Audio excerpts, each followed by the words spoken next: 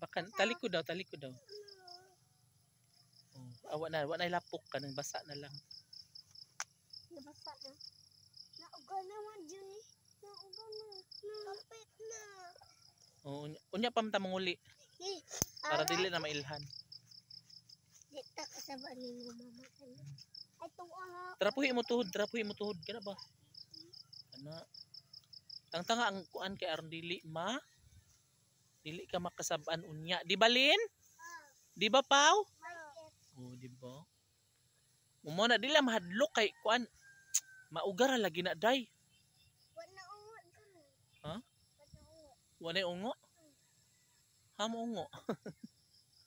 Mukhaon kag ungo. Ay nakatawang ko sa pudya guys oy.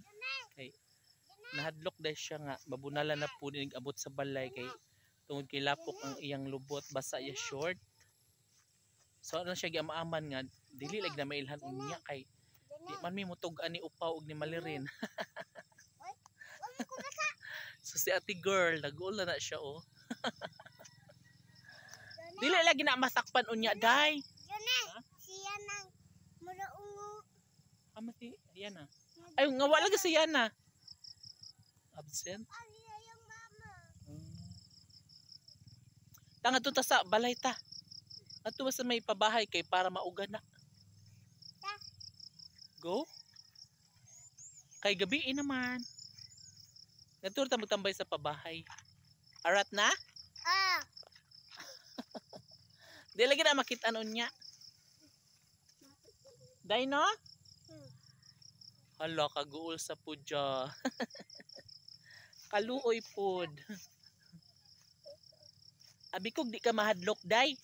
Abi kog isog ka day. Ah. Ah. Sige na barog na kay mo doon sa pabahay ta. Why may chichi dali ari. Tara sa pabahay ta na. Ay ga. Ko ni Papa. Lagi na barog na lagi daan diha ah. Kay og maabtan ka diri, nya naglubog ka diha kasab anong katara. Fight. Ay, wa na basa. Maugaran oy. No guys, kinahadlok man siya guys. Sa iyang mama nga mabunalan siya kay natagam lagi siya gahapon kay basa man iyang short. Ako di ko mabasa. Sige na bitaw kog ingon ninyo nga di mo magbasa-basa. Dili magdanghag. Unya nakalimot jud mo no. Nya karon nabasa na mo.